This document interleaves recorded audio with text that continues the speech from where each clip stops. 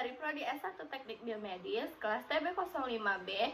Tujuan kami membuat video ini adalah untuk menyelesaikan tugas UAS mata kuliah pengenalan teknik biomedis.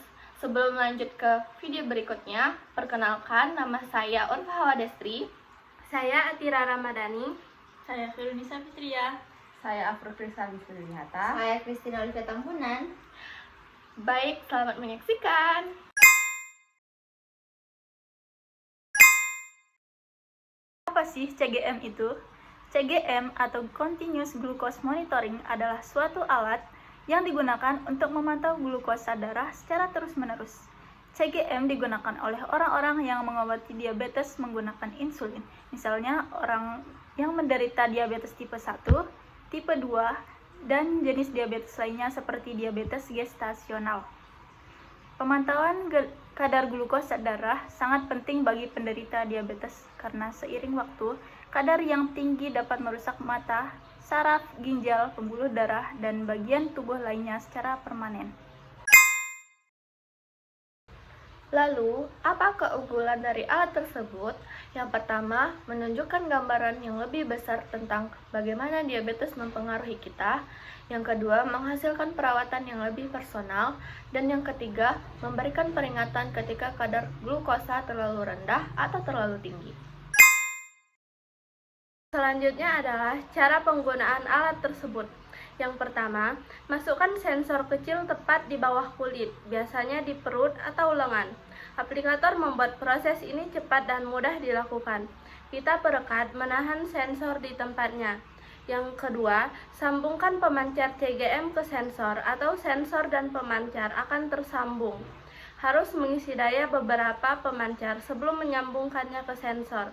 Mungkin juga ingin menempelkan perekat tambahan di atas pemancar dan sensor agar tetap menempel di kulit. Selanjutnya, bergantung pada jenis CGM. Akan ada waktu pemanasan sebelum sensor membagikan data. Waktu ini biasanya berkisar antara 30 menit hingga 2 jam. Yang berikutnya, sebagian besar CGM mulai membagikan data glukosa secara otomatis setelah pemanasan.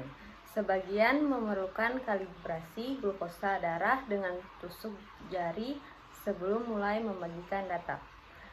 Terus, kemudian akan terlihat kadar glukosa Anda saat ini di aplikasi ponsel pintar. Penerima atau pompa insulin selama sensor tersebut masih berfungsi. Dapat menyetel alarm dan pengaturan tertentu untuk aplikasi penerima atau pompa untuk mengingat kalau glukosa berada di luar kisaran.